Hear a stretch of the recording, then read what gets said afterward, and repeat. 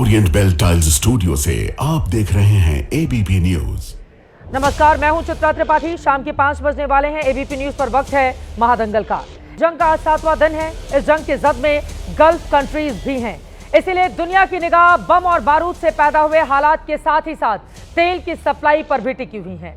इस लड़ाई का भारत पर सीधा असर भले ही नहीं पड़ रहा हो, लेकिन तेल गैस की कीमत और स्टॉक को लेकर चिंता जरूर है। इसी चिंता के बीच अमेरिकी सरकार ने एक फैसला किया है। अमेरिका ने भारत को 30 दिनों तक रूस से तेल खरीदने की इजाजत दी है। इस तर्क के साथ कि युद्ध से तेल और गैस की कीमतें बढ़ने का जो दबाव है वो कम हो जाएगा।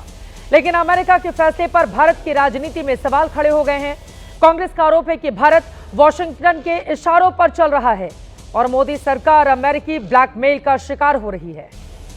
तो वहीं दूसरी तरफ सरकार का दावा यह है कि हमारे स्ट्रैटेजिक रिजर्व फुल हैं और यह फैसला देश हित में लिया गया एक कूटनीतिक संतुलन है। ऐसे में सवाल यह है कि भारत की ऊर्जा नीति की चाबी अब व्हाइट हाउस के पास है या फिर युद्ध के समय में भारत की ये एक स्मार्ट डिप्लोमेसी है। विपक्ष सवाल के साथ सरकार को घेर रहा है कि अमेरिका कौन होता है हमें इजाजत देने वाला। क्या हम अपनी ऊर्जा जरूरतों के लिए किसी दूसरे देश की अनुमति के गुलाम हैं? हालांकि यह भी सच है कि यूपीए के समय भी ईरान पर प्रतिबंधों के दौरान भारत को अमेरिका से छूट मांगनी पड़ी थी। तो सरकार इस पक्ष के साथ खड़ी है कि यह इजाजत नहीं बल्कि वैश्विक प्रतिबंधों के बीच एक कूटनीतिक जीत है, ताकि भारतीय उपभोक्ताओं पर महंगाई का बोझ नहीं पड़े। लेकिन सियासी दांवपेच से आगे बढ़ें तो आम जनता को इस बात की चिंता है कि तेल और गैस की कीमतें बढ़ने वाली हैं। हालांकि जनता की चिंता पर सरकार ने स्थिति स्पष्ट करते हुए कहा कि कीमतें स्थिर रहेंगी क्योंकि हमारे पास काफी फ्यूल रिजर्व है। साथ ही ऊर्जा के दूसरे विकल्प भी भारत के पास मौजूद हैं। तो क्या विपक्ष के लिए ऐसे हालात में अपने सियासी माहौल बनाने की कोशिश की जा रही है? जो विपक्षी दल लगातार सवाल खड़े कर रहे हैं। इसीलिए महादंगल में आज ये पूछना जरूरी है कि अब भारत की पेट्रोलियम पॉलिसी दिल्ली नहीं वॉशिंगटन तय कर रहा है, जैसा कि विपक्षी दलों का आरोप है। और उससे भी बड़ा सवाल, क्या युद्ध के हालात में भी विपक्ष देश हित नहीं बल्कि दल हित तलाश रहा है? कई ऐसे मुद्दे हैं जिसको लेकर बड़ी चर्चा करेंगे, लेकिन उसके पहले बयानों के बाण एक दूसरे पर कैसे दागे गए हैं सुनिए।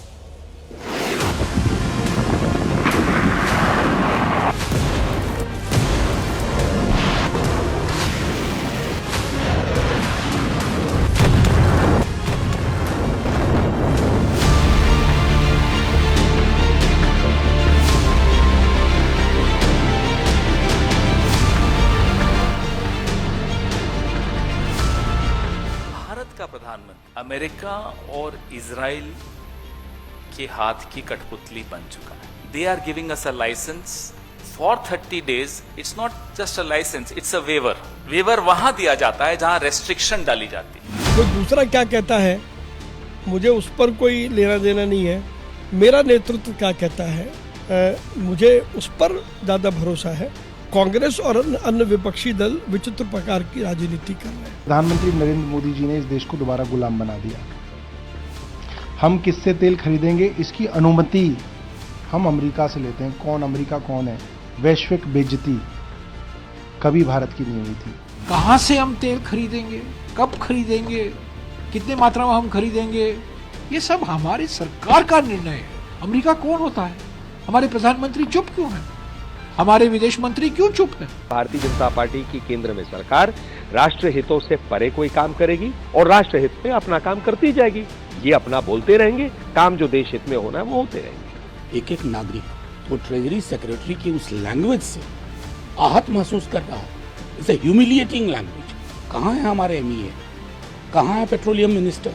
कहाँ है प्राइम मिनिस्टर? क्या हमने पूरा का पूरा डिसीजन मेकिंग प्रोसेस यूएस के हवाले दे दिया है कि यूएस कहेगा तेल खरीदो तो हम तेल खरीदेंगे, वो कहेगा नहीं खरीदो तो नहीं खरीदेंगे? ये तो फॉरेन मिनिस्टर को आकर जवाब देना चाहिए।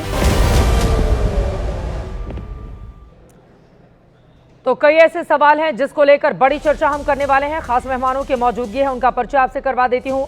जफर इस्लाम जी, राष्ट्रीय प्रवक्ता भारतीय जनता पार्टी के हमारे साथ जुड़ चुके हैं। पूजा त्रिपाठी जी, राष्ट्रीय प्रवक्ता कांग्रेस पार्टी के हमारे साथ मौजूद हैं। मेजर जनरल रिटायर्ड अश्विनी सिबाज जी, डिफेंस एक्सपर्ट हैं, हमारे साथ मौजूद हैं। पिनाक रंजन चक्रवर्ती जी, आप पूर्व राजनयिक है, इस वक्त हमारे साथ जुड़ चुके हैं। ब्रिगेडियर विनोद दत्ता जी, डिफेंस एक्सपर्ट हमारे साथ जुड़ चुके हैं। सभी का बहुत बहुत स्वागत है। मुझे लगता है कि आज अपने एक्सपर्ट खास मेहमानों से शुरुआत करते हुए पिनाक रंजन साहब, सबसे पहले आपके पास आते हुए विपक्षी दलों के जो आरोप इस समय लग रहे हैं वो कितने जायज हैं और भारत के इसमें हित छिपे हुए हैं? जो सरकार का फैसला है, ये आपको लग रहा है कि हमने कॉम्प्रोमाइज कर लिया है अमेरिका के सामने? देखिए, घरेलू पॉलिटिक्स जो है वो तो चलता रहेगा, आरोप प्रत्यारोप चलते रहेंगे। अब डिपेंड करता है इंडिविजुअल पे, वो किस प्रिज्म से इसको देख रहा है। मैं तो देखता हूं कि ये जो मजबूरियां कुछ हैं अभी विश्व पटल पर, जो पॉलिटिक्स की कुछ मजबूरियां होती और डिप्लोमेसी और कूटनीति उसमें काम आती। तो देखिए, सैंक्शंस तो लगा रखा था उन्होंने, अमेरिका ने। अब वो कह रहे हैं कि हम सैंक्शंस को 30 दिन के लिए वेबर दे रहे हैं और इसमें इंडिया खरीद सकता है। और सिर्फ इंडिया क्यों, सारे देश खरीद सकते हैं। ये तो सिर्फ इंडिया के लिए नहीं है, ये गलत फहमी है लोगों को। अब ये अमेरिकन पॉलिसी है कि वो रूस को हराने के लिए वो फाइनेंशियल सैंक्शंस लगा रहे हैं। आपको मालूम होगा कि जो हमारा ग्लोबल सिस्टम है वो डॉलर पे चलता है। पेट्रो डॉलर भी, उसका नाम ही पेट्रो डॉलर है। इसलिए हमें ये सोच के मतलब सोच के बोलना पड़ेगा कि क्या ये मजबूरी जो है वो हमने तो नहीं बनाई मजबूरी जी। ये मजबूरी तो विश्व के जिसको हम लोग कहते हैं एक हेजेमॉन है, या जो इंटरनेशनल सिस्टम बना था द्वितीय विश्व युद्ध के बाद, जो द डॉलर जिसका बेस था इंटरनेशनल करेंसी, अब उस पे उनका कंट्रोल है।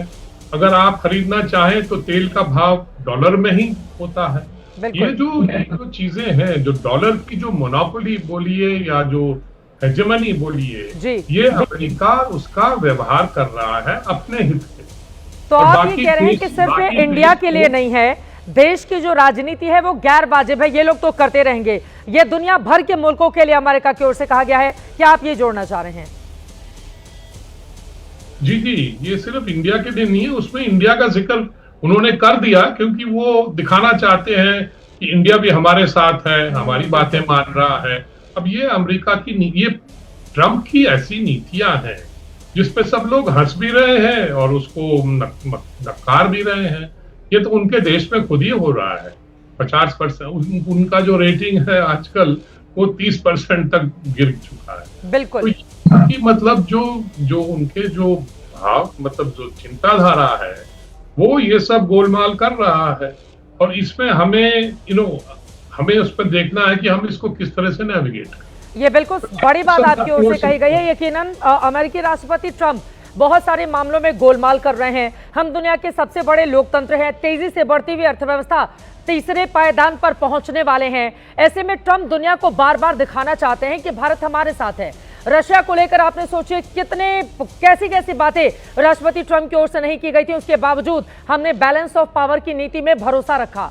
हमने रशिया के साथ अपने संबंध ट्रंप के हिसाब से तय नहीं किए। अभी इसी दिसंबर में रूस के राष्ट्रपति व्लादिमीर पुतिन देश के भीतर आए थे, प्रधानमंत्री खुद रिसीव करने के लिए पहुंचे। उसके बाद दोनों एक गाड़ी में, जरा सोचिए ये तस्वीरें जब ट्रंप देख रहे होंगे तो उनके ऊपर क्या गुजर रही होगी।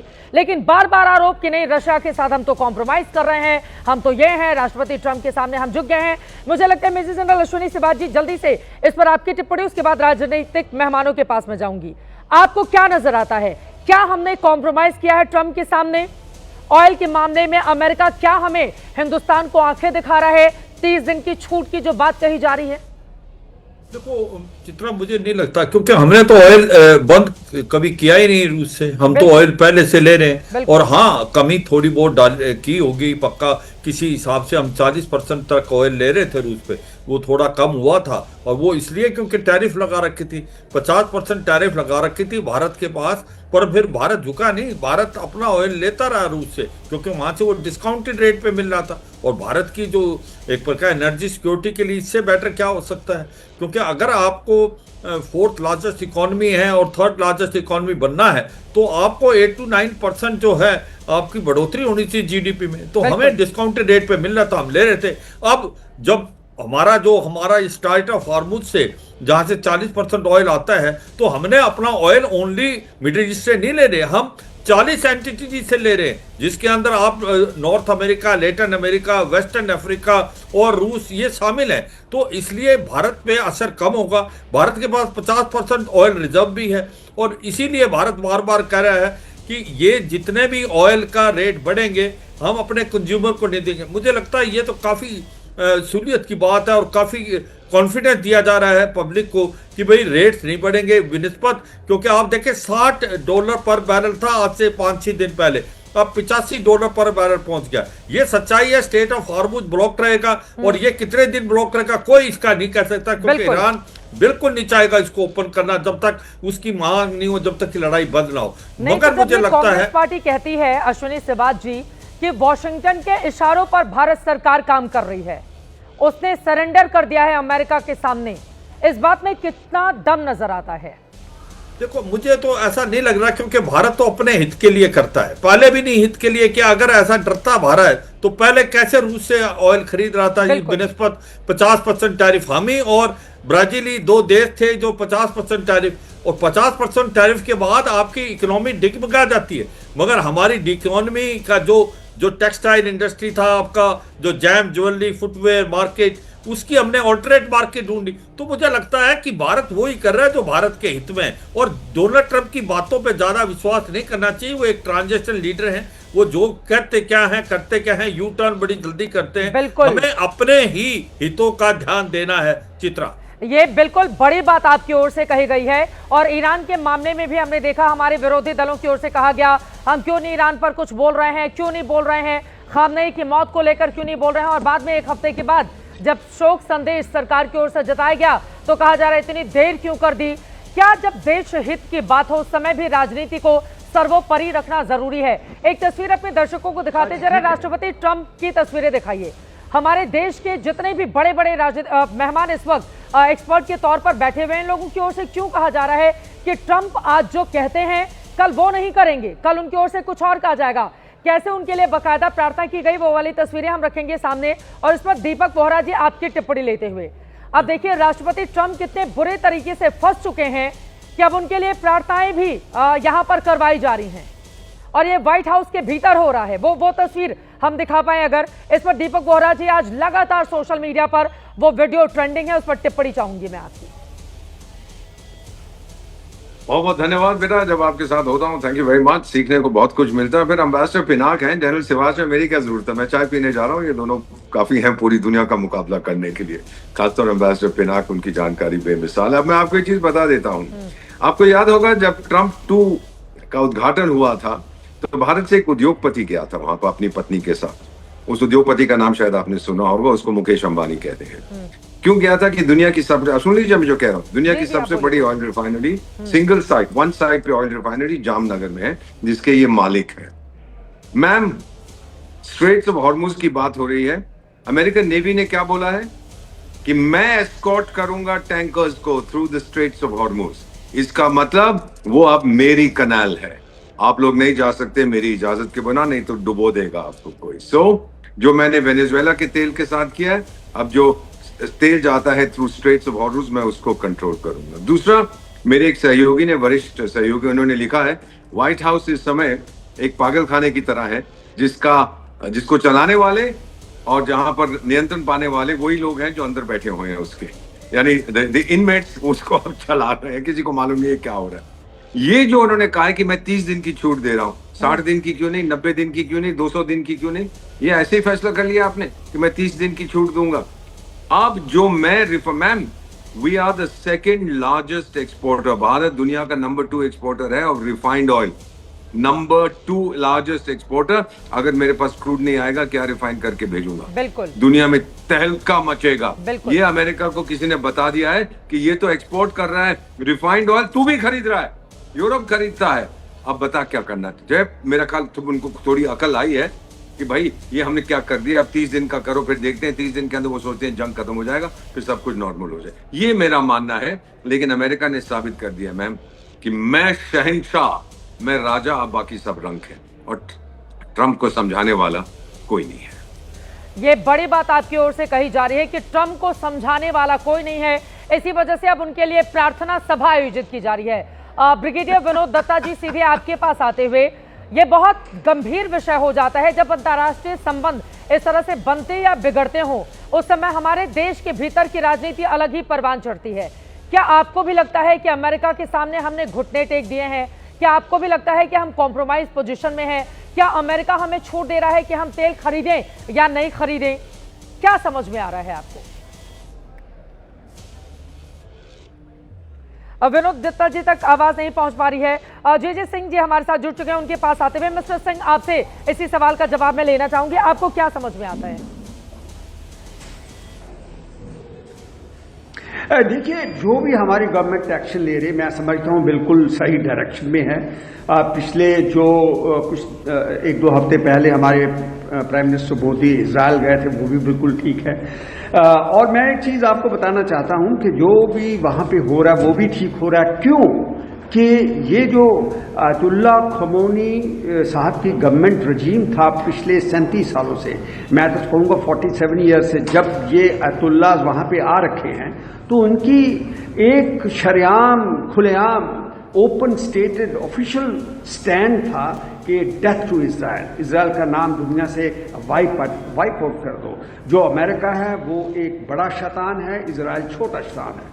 Death to America, death.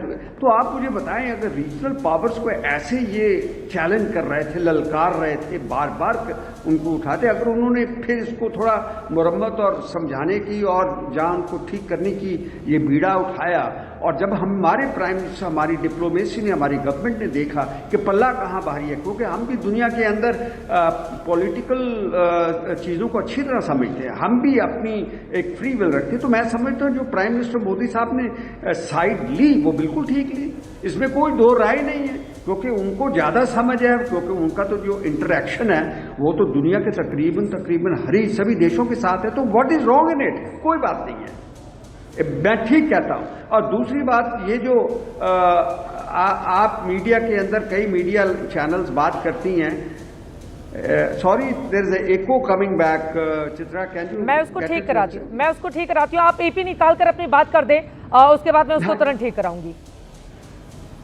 हाँ हाँ जी, देखिए, ये जो कह रहे हैं ना कि स्ट्रेट ऑफ हॉर्मुज़ ब्लॉक हो गया, ब्लॉक नहीं हुआ, ये नेविगेबल है। क्योंकि मैं तो वहाँ पे कई बार गुजरा हूँ, मेरी तो लाइफ काफ़ी निकली है इस एरिया पर्शियन गल्फ में, being a merchant navy as well as Indian navy officer, मुझे मालूम है ये।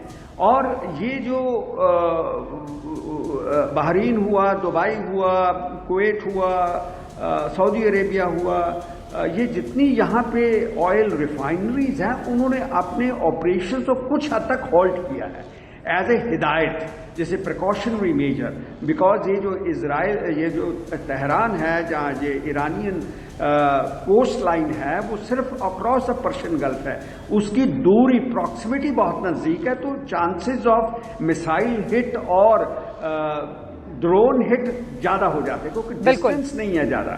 आप अगर नक्शे के ऊपर देखें तो बिल्कुल साथ साथ है, तो इसीलिए एज ए प्रिकॉशनरी। और ये मैं जैसे अभी वोरा साहब कह रहे थे, मैं आई फुली अप्रिशिएट इस व्यू पॉइंट कि ये जो अमेरिकन हैं इनका पूरा कंट्रोल है, इन्होंने उनकी नेवल पावर को तहस नहस कर दिया, ये एश्योरेंस लेंगे, टच नहीं कर सकते। और दूसरी बात प्रेयर की रही, मैं समझता हूँ और मैं जानता हूं कि वेस्टर्न वर्ल्ड में भी अपना फेथ होता है, वो अपने प्राइम प्रेसिडेंट के लिए सभी लोग मिलके जिसे कहते हैं प्रार्थना कर रहे हैं और धन्यवाद दे रहे हैं अपने गॉड को। तो ये भी absolutely the fitment of thing, इसमें कोई। और एक बात और आप याद रखिए कि जो अभी गवर्नमेंट अमेरिका के अंदर वो राइट विंग है, इसके अंदर इवेंजलिज्म का, इनके अंदर जो राइट विंग के उनके लोग हैं वो ज्यादा गिनती में हैं। डेमोक्रेट्स जो हैं वो इतने ज़्यादा रिलीजियस माइंडेड नहीं है, तो इनको जितनी वोटें मिली थी जब ये जीते सेकंड टाइम, तो it came from the right wing, जो मोर रिलीजियस माइंडेड लोग हैं। तो ये मिलके अगर कर रहे हैं तो इसमें कोई दो, हम भी करते हैं, अपने घरों में करते हैं या अपने ऑफिस में कर रहे हैं, हम भी अपने ऑफिस में कई बार करते हैं। What is wrong in it? Nothing. लेकिन तो ये बात भी बिल्कुल सही है जो आपने जोड़ा, सही बात है कि कई बार राष्ट्रपति ट्रंप कुछ ऐसा कह जाते हैं या कर जाते हैं जो खुद उनको भी नहीं पता होता और बाद में उसका असर दूर तक देखने को मिलता है। वो अमेरिका के राष्ट्रपति हैं, ये बात सच है, दुनिया का सबसे ताकतवर मुल्क, उसके बावजूद राष्ट्रपति ट्रंप के बारे में कुछ भी कहना कि आज वो जो हैं कल वैसे ही रहेंगे, ये बहुत ज्यादा मुश्किल है। अब मैं आ जाती हूँ अपने राजनीतिक मेहमानों को। जफर इस्लाम साहब, आपके पास इस बारे में ज्यादा डिटेल में जानकारी होगी, लेकिन जफर साहब मैं आपके पास आऊंगी। पूजा त्रिपाठी जी कांग्रेस की प्रवक्ता है, हमारे साथ जुड़े हुए हैं। पूजा जी, अब हमारे साथ चार बड़े इस देश के एक्सपर्ट जुड़े हुए हैं जिन्होंने दुनिया भर के अलग अलग मुल्कों में काम किया है। मैं बीजेपी की बात यहां पर नहीं कर रही हूं। अगर एक्सपर्ट का यह मानना है कि भारत सरकार जो कर रही है वो बिल्कुल सही है, देश हित में फैसला लिया गया है, देश के लिए ये बहुत जरूरी हो जाता है जब अंतर्राष्ट्रीय स्तर पर बड़े बड़े मुल्क आपस में युद्ध लड़ रहे हो, तो उस समय आपको एक एक कदम बहुत सोच समझ कर उठाना पड़ता है। लेकिन दुनिया भर की आपदा में क्या कांग्रेस पार्टी अपने लिए अवसर ढूंढ रही है देश के भीतर? पूजा त्रिपाठी जी। देखिए चित्रा जी, कांग्रेस पार्टी अवसर ढूंढ रही है यह कहना गलत है, क्योंकि जब हम वहां पे खाड़ी में काम करने वाले 1 करोड़ लोगों की बातों पे उनकी सुरक्षा मुहैया कराने की बात करते हैं तो हम आपदा में अवसर नहीं ढूंढते। यहाँ पे बड़े बड़े रेस्पेक्टेड पैनलिस्ट हैं, उन सबके एक्सपीरियंस को और उन सबके ज्ञान को मेरा नमस्कार। पर जब आप कहते हैं कि विश्व में जिसका पलड़ा भारी होता है, तो मैं द्वितीय विश्व युद्ध की बात की हमारे नए आजाद हुए भारत पे जाती हूँ, जो अपने पैरों पर नहीं खड़ा था पर रीढ़ की हड्डी सीधी थी। आपने जब गुट निरपेक्षता का वो दिया तो आपके लिए बहुत आसान था नेहरू जी के लिए कोई ना कोई खेमा चुन लेना, चाहे यूएसएसआर चुन लेना, चाहे यूएसए चुन लेना। गुट निरपेक्षता उस वक्त सबसे बड़ा स्ट्रेंथ था, क्योंकि वो दिखाता था, क्योंकि हम सच के साथ खड़े हैं, हम उपनिवेशवाद के बाद खड़े हैं। और कांग्रेस पार्टी को मुझे लगता है आज भारत के हर आत्मसम्मान वाले व्यक्ति को अलाउ वर्ड से एक बड़ी खबर आ रही है, उसके बाद मैं फौरन आपका रुख करूंगी। रूस से तेल खरीद की इजाजत पर असदुद्दीन ओवैसी का बयान आया है। वजीर आजम खामोशी तोड़ें, ट्रंप को फोन कर बोले जंग रोको, बीजेपी को मुसलमानों से नफरत कब तक है, ये कहा है असदुद्दीन ओवैसी ने। जफर इस्लाम साहब, इस पर आपकी टिप्पणी चाहूंगी। ओवैसी साहब का बयान सामने आया है कि वजीर आजम खामोशी तोड़ें। देखिए, ओवैसी साहब जो है सिर्फ लोगों का मन जो है कहीं ना कहीं भटकाने का काम करते हैं। आज देश जो है कोई भी फैसले लेता है वो देश हित पे लेता है। ओवैसी साहब की सोच की वजह से नहीं, या किसी सोसाइटी में किसी सेक्शन ऑफ द सोसाइटी के लिए नहीं, बल्कि पूरे देश के हितों की रक्षा करने के लिए नेशन फर्स्ट की पॉलिसी को ध्यान में रखते हुए जो देश के हित में है वही स्टैंड लेता है। आज हमने देखिए किस तरह का स्टैंड लिया है। आपने अभी कल 2 दिन पहले आपने सही कहा अपने ओपनिंग रिमार्क्स में कि हमने उस खमैनी साहब के बारे में जो आपने कहा कि हमारे यहाँ जब एम्बेसी ने खोला तो हमारे गए, वहाँ पर हमारे फॉरेन सेक्रेटरी गए। और उसी तरह से आपने देखा कि आप अमेरिका कह रहा है कि वो चाहता है ईरान बात करना, ईरान कहता है मैं नहीं चाहता हूँ भारत में कोई सीज फायर नहीं चाहिए। भाई ईरान खुद सीज फायर नहीं कर रहा है, दुनिया क्या करेगी? ट्रंप ने कहा कि वो सीज फायर करना चाहते हैं, हम बात करना चाहते हैं, और उन्होंने कहा कि नहीं हमें कोई बात नहीं करनी है, हमें सीज फायर चाहिए नहीं। ऐसे में दूसरे देश का उसमें पढ़ना मेरे ख्याल से सही नहीं है। आज भारत अपने हितों की रक्षा कर रहा है, और ऐसे में भारत के देखिए आज भारत मजबूत स्थिति में है। जिस तरह से ग्लोबल प्लेटफॉर्म पे भारत आज है, वो पूरी दुनिया देख रही है कि भारत की जो स्थिति है वो सबसे मजबूत स्थिति है, अब सबसे मजबूती से उभर के पिछले 11 साल ये भी बोल रहे हैं कि बीजेपी को मुसलमानों से नफरत है। जफर साहब वो ये कह रहे हैं बीजेपी को मुसलमानों से नफरत कब तक? नहीं, वो तो अच्छा, ये ओवैसी साहब से पूछ लीजिए, वो अपनी राजनीति चमकाने का ये सही समय नहीं है। अगर वैसे ही है तो जरा ज्ञान दे दीजिए कस्टोडियन ऑफ 2 होली मॉस्क जो है MBS को, सऊदी अरब को, वही क्रिटिसाइज कर दे, ज़रा दुबई क्रिटिसाइज कर दे, ज़रा बाकी जो मुस्लिम ममालिक है वो क्रिटिसाइज कर दे। किसी ने तो क्रिटिसाइज किया नहीं। ये इसलिए कि ये धर्म का कलर देना सही नहीं है। वही तो चाहता था ईरान कि इसको धर्म का कलर दे दे, लेकिन धर्म का कलर देना सही नहीं है, इसलिए किसी मुल्क ने इसको धर्म का कलर नहीं दिया। लेकिन ओवैसी साहब के दिल में यही चल रहा है, इसलिए कि इनको राजनीति अपनी चमकानी है। अगर इनको राजनीति नहीं चमकानी रहती तो ये भी समझते हैं इसको धर्म का कलर देना गलत है, इस देश हित में जो है गलत होगा अगर इसको धर्म का कलर दिया तो। वो अपने अपने जो इंटरेस्ट के जो कहीं जो भी फ्रिक्शन हुआ है उसकी वजह से वो जंग कर रहे हैं, उसमें भारत को क्यों पढ़ना है भाई? और सबसे ज्यादा हैरानी की बात तो ये है हमारे देश के भीतर हमने देखा बहुत बड़ी आबादी में अब शिया समुदाय के लोग सड़कों पर उतरे। अच्छी बात है, वो उनके धर्मगुरु थे, उससे किसी को ऐतराज नहीं होना चाहिए। कई ऐसी खबरें जो सोशल मीडिया पर घूम रही हैं, हमने देखा नरेंद्र मोदी को जिम्मेदार बताया जा रहा है कि ईरान में जो हो रहा है उसके लिए नरेंद्र मोदी जिम्मेदार हैं। आप जरा सोचिए, जब असदुद्दीन ओवैसी बोलेंगे बीजेपी को मुसलमानों से नफरत है, ये ओवैसी जो संसद के अंदर भारत माता की जय के नारे नहीं लगाते, लेकिन जय फिलिस्तीन के नारे असदुद्दीन ओवैसी बड़े गर्व के साथ लगाते हैं। ये असदुद्दीन ओवैसी जरा दुनिया भर के मुस्लिम कंट्रीज से पूछें, 50 से ज्यादा जिनकी तादाद है, उन्हें जरूर पूछना चाहिए कि कोई भी मुस्लिम देश ईरान के साथ मौजूदा वक्त में खड़ा नजर क्यों नहीं आता है। आपको भारत से ही सब कुछ क्यों चाहिए? आप जब ये कहते हैं कि बीजेपी को मुसलमानों से नफरत, या कई बार ईरान के खामनेई साहब की ओर से कई बार इस तरह का बयान सामने आया था, उन्होंने कहा था कि इंडिया के भीतर मुसलमान सुरक्षित नहीं हैं, उनको भी जाकर जवाब देना चाहिए था। फिलहाल एक और बड़ी खबर आ रही है, ईरान युद्ध पर बोले राहुल गांधी, भारत को युद्ध की कीमत चुकानी पड़ेगी, भारत में पेट्रोलियम पदार्थ महंगे हो जाएंगे। अब देखिए दोनों ही बातें राहुल गांधी की ओर से कही जा रही है। जरा इसमें जफर साहब टिप्पणी, भारत की अर्थव्यवस्था धीमी हो जाएगी बोल रहे हैं राहुल गांधी। देखिए, राहुल गांधी को जानकारी कुछ भी नहीं है। अगर राहुल गांधी जी कुछ पूरी जानकारी लेके अगर बोले तो अच्छा। उनके पार्टी के लोग भी परेशान होते हैं कि बिना जानकारी के वो बड़बोलेपन का जो कहीं ना कहीं नमूना बन जाते हैं। हकीकत तो यह है कि एनर्जी सिक्योरिटी के लिए अभी कोई एक्सपर्ट भी कह रहे थे कि 40 कंट्री के साथ बहुत डाइवर्सिफाइड सोर्सेज है हमारे पास। सोर्सिंग के लिए हमारे पास बहुत डाइवर्सिफिकेशन है, 40 कंट्री से हम सोर्स करते हैं। हमारे पास 8 दिन का भी जो है रिजर्व्स है, हमारे डिफरेंट लोकेशन पे, एक लोकेशन में मल्टीपल लोकेशंस पे रिजर्व्स है, और हम बहुत कंफर्टेबल हैं कि किसी को भी एक दिन की भी तकलीफ नहीं होगी। हमने अपने सोर्सिंग यूनिट जो भी है वो इतना एक्टिवेटेड है कि हर जगह से सोर्स करने के लिए, चाहे वो लैटिन अमेरिका हो, चाहे दुनिया का कोई कोना हो। और ये सब जो है, जो ये बेतुकी बातें कर रहे हैं कोई भी, और या जो जिसने भी अमेरिका में ट्वीट किया है रशिया के लिए, सबके लिए क्या होगा। लेकिन ये कहते हुए कि कम से कम राहुल गांधी ये तो मान रहे हैं कि भारत की अर्थव्यवस्था तेज गति से बढ़ रही है। राहुल कह रहे हैं कि भारत की अर्थव्यवस्था धीमी हो जाएगी, तो इसका तो ये मतलब मान रहे हैं ना कि भारत की अर्थव्यवस्था तेज गति से आगे बढ़ रही है। नहीं, वो तो और धीमी हो जाएगी। एक और बात कहना हमारी स्थिति साफ होनी चाहिए, ये भी कह रहे हैं राहुल। जल्दी से आ रही हूँ पूजा जी उसके बाद।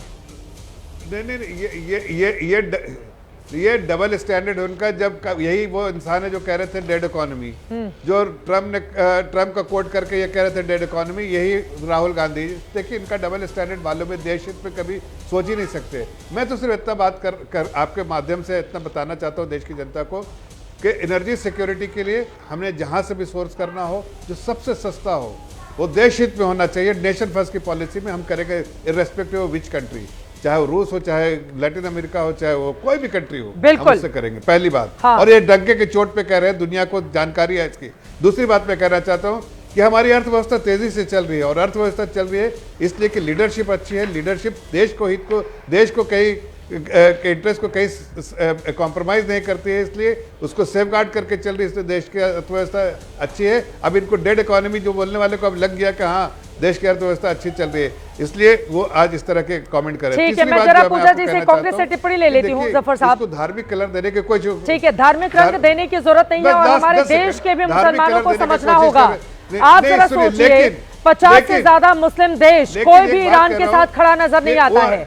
अगर आपको यही लग रहा है कि पूरे मामले में मुस्लिमों पर अत्याचार कर रहा है अमेरिका, इजराइल मिलकर, मुस्लिम देशों को आगे आना चाहिए। वो तो अमेरिका के साथ खड़े हुए हैं, और हमारे देश में नरेंद्र मोदी को कोसा जा रहा है कि ये कुछ क्यों नहीं कर रहे हैं। गजब डबल स्टैंडर्ड इस पूरे मामले में देखने को मिल रहा है। पूजा जी, आपके पास आते हुए ईरान को लेकर आप लोगों ने भी सवाल खड़े किए।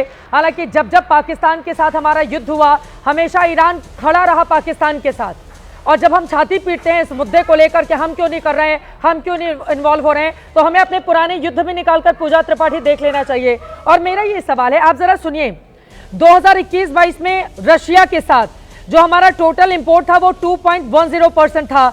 22-23 में 19% को पार कर गया, 23-24 में 33% को पार कर गया, 24-25 में 35% को पार कर गया। और ये वो वक्त था जब रशिया को लेकर अमेरिका की क्या नीति थी, ये बताने की जरूरत नहीं है। आपको क्यों ऐसा लग रहा है कि अमेरिका के सामने हमने सरेंडर कर दिया? क्या इस मुद्दे पर राजनीति होनी चाहिए? और पूजा जी, आपको यह आंकड़ा जरूर देनी चाहिए कि आपकी यूपीए के जमाने में रशिया के साथ क्या हमारा व्यापार था जिसको बंधक बना दिया है मौजूदा मोदी सरकार ने।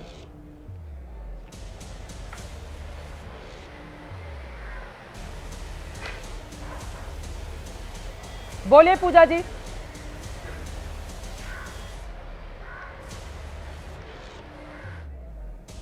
पूजा जी आपसे ये सवाल है, आवाज नहीं जा रही है क्या? एक बार उनको देखिए, उन तक आवाज नहीं पहुंच पा रही है। जफर साहब जल्दी से एक टिप्पणी।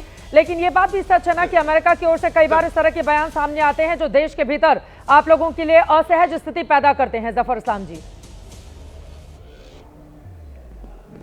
देखिए, अब सब ट्रम्प को जानने लगे हैं, समझने लगे हैं और सबके कमेंट्स ट्रम्प के बारे में बिल्कुल रेडिली अवेलेबल रहते हैं कि वो थोड़ा बड़बोलेपन का जो है इजहार करते हैं और वो हर वक्त कुछ ना कुछ सुप्रीमेसी उनको है, अपने आप को सुपीरियरिटी कॉम्प्लेक्स में रहते हैं कि अपने आप को सुपीरियर बताना चाहते हैं।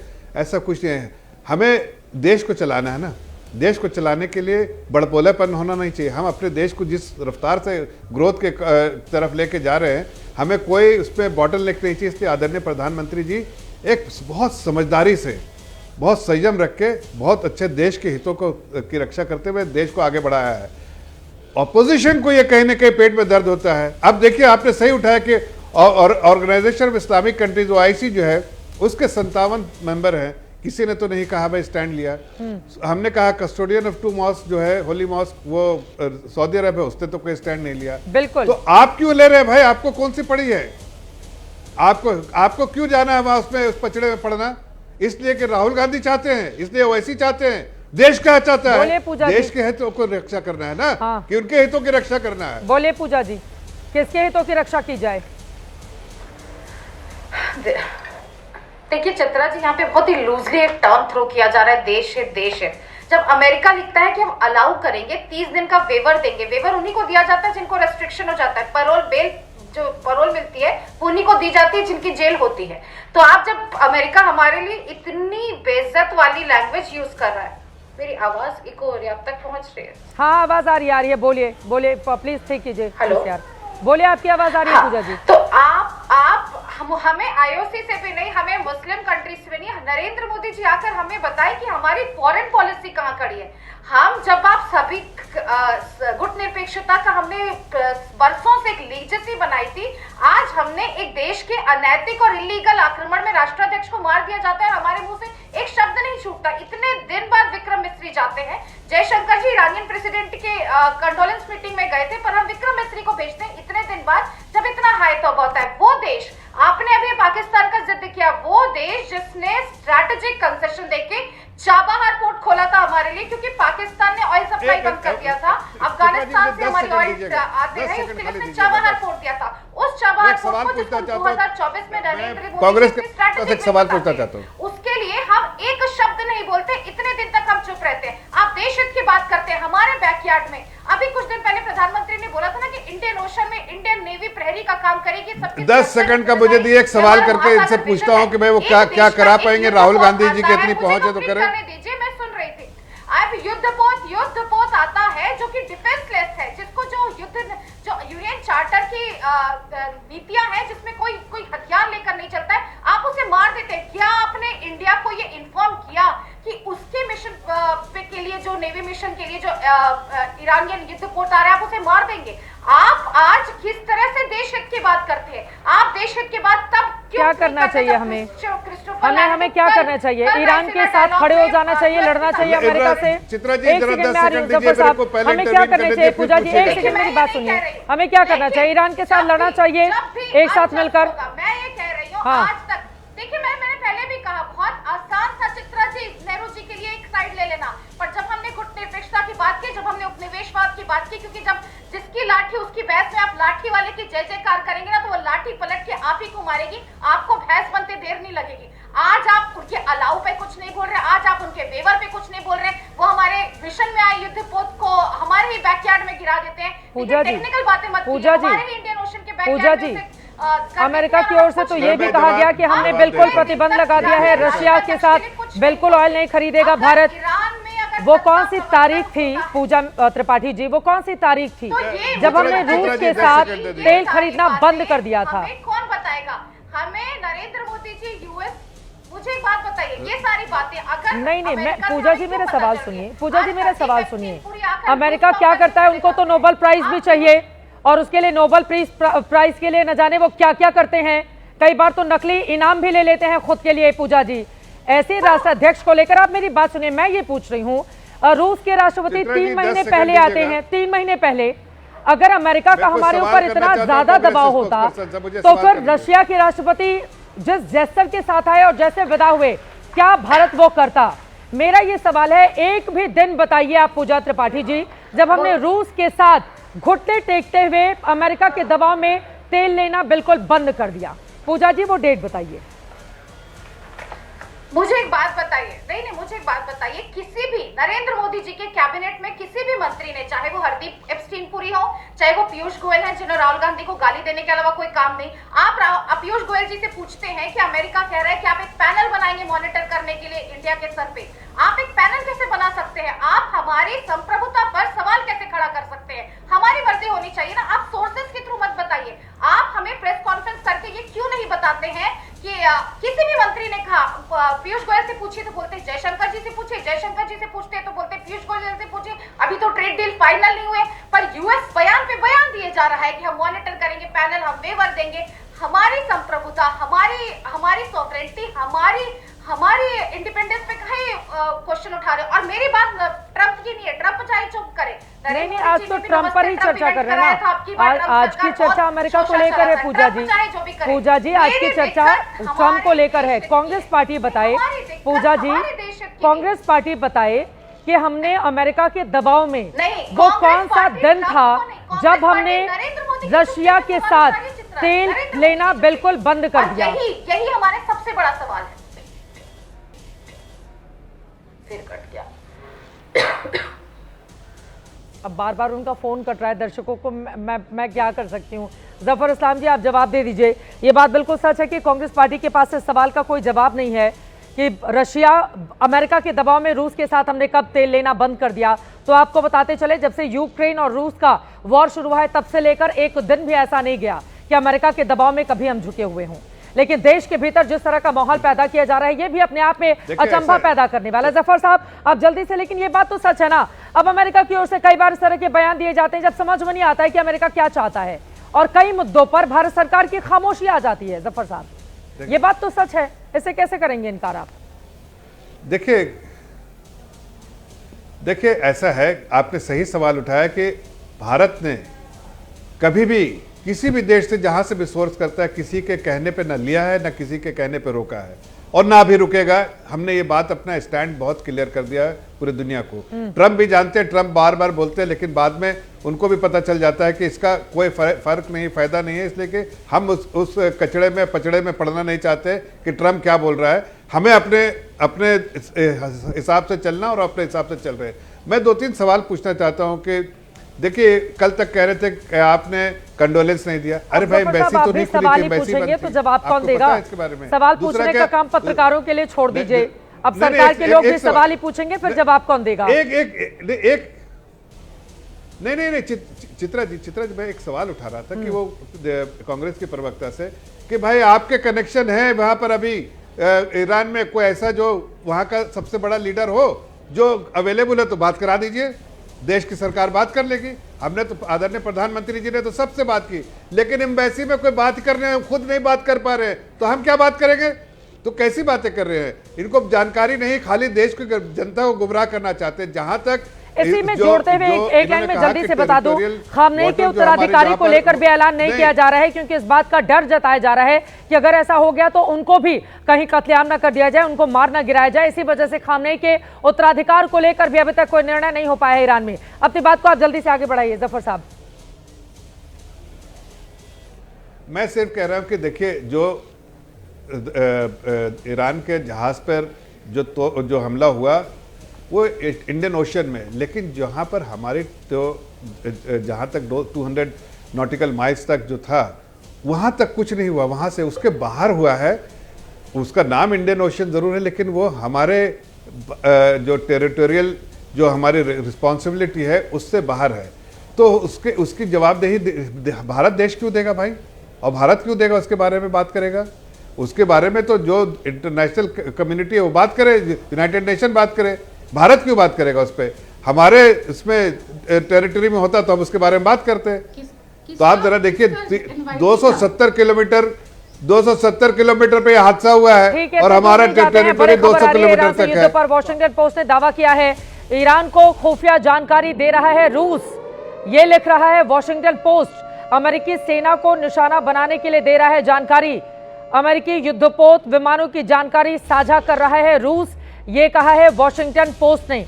अब यकीनन वॉशिंगटन पोस्ट और अमेरिका से अब इसी तरह की खबरें लगातार निकल कर सामने आ रही हैं। अब मैं अपने मेहमानों के पास जाते हुए बिना देर किए एक बार फिर से सीधे आपके पास आते हुए पिनाक रंजन चक्रवर्ती जी, यहाँ से भारत के लिए क्या स्टैंड होना चाहिए? ये सीधा सा सवाल है सर। देखिए, सत्ता पक्ष और विपक्ष, इन लोगों की आदत है आपस में लड़ना। न जाने कौन से ऐसे मुद्दे हैं जिस पर लड़ना चाहिए, जिन पर नहीं भी लड़ना चाहिए उस पर भी आपस में लड़ते रहते हैं। लेकिन आप एक्सपर्ट की बात ज्यादा अहम हो जाती है जब अंतर्राष्ट्रीय स्तर पर इस तरह का माहौल हो। रूस को लेकर अमेरिका ये बयान दे रहा हो, अमेरिका को लेकर रशिया और चाइना अलग तरह के बयान दे रहे हैं। ऐसे में भारत का स्टैंड, हमारा कदम क्या होना चाहिए?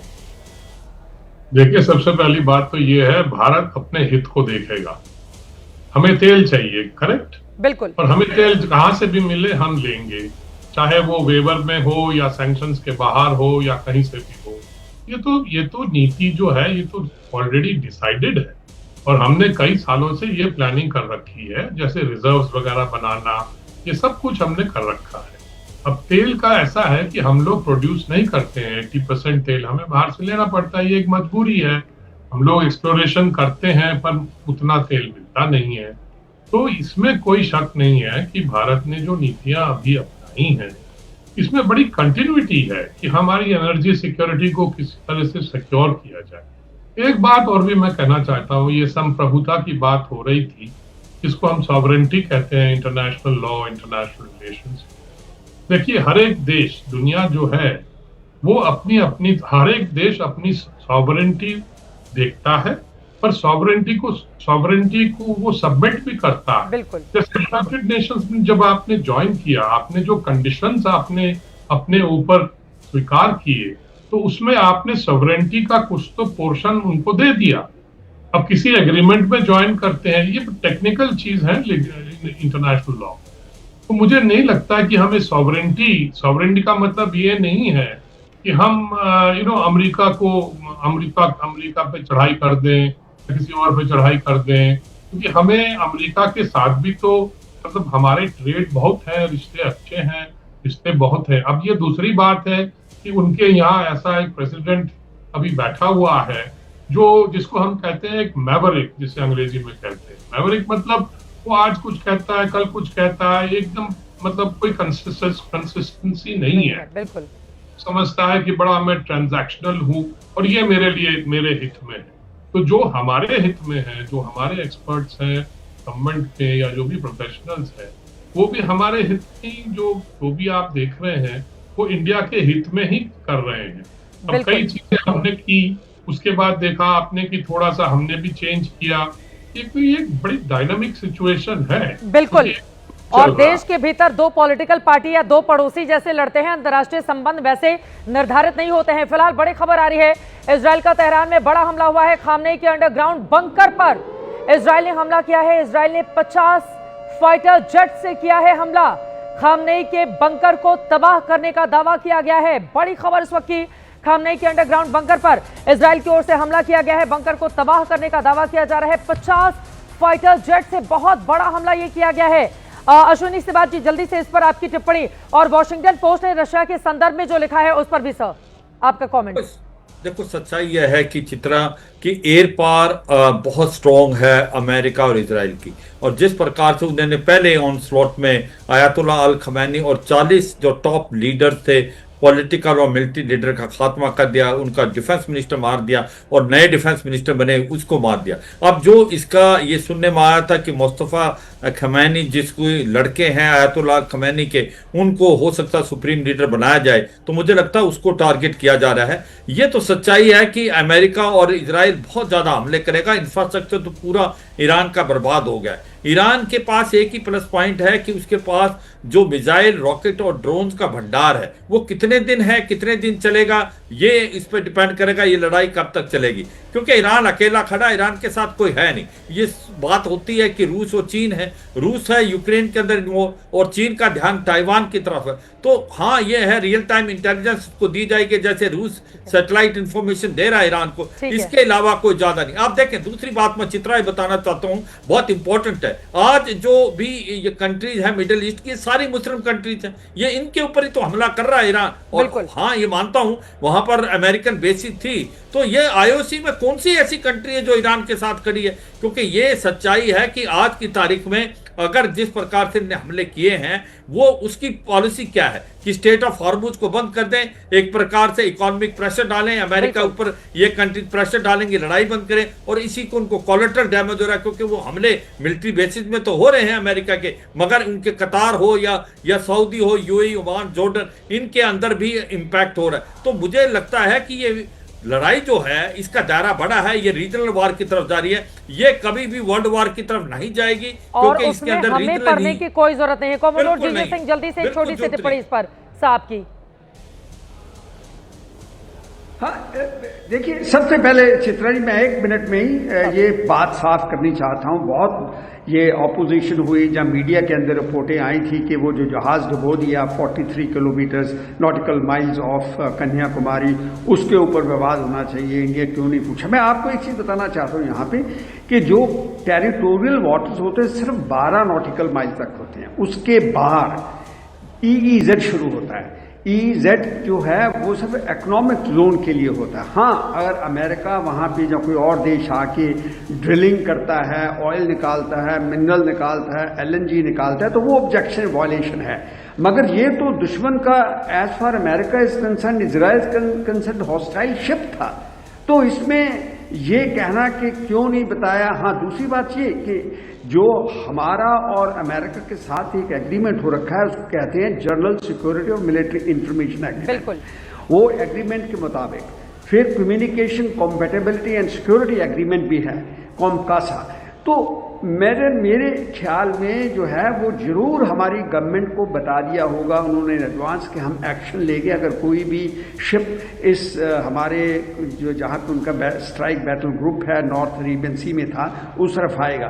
तो इसलिए मैं ये कह रहा हूँ कि ये मीडिया या जो पॉलिटिकल पार्टीज कहती कि हमें मिनट बाय मिनट इंफॉर्मेशन दो, क्या नेवी हेडक्वार्टर में हो रहा है, क्या मिनिस्ट्री ऑफ एक्सटर्नल अफेयर्स में हो रहा है, हर चीज की बताओ, ये कोई जरूरी नहीं होता है। बिल्कुल, माफी के साथ आपको रोक रही हूँ, हमारे पास वक्त इतने की इजाजत देता है। तमाम मेहमानों का बहुत धन्यवाद। देश के भीतर राजनीति कम से कम अंतर्राष्ट्रीय मामलों को लेकर कतई नहीं होनी चाहिए और विपक्षी दलों को ये बात समझ में आनी चाहिए।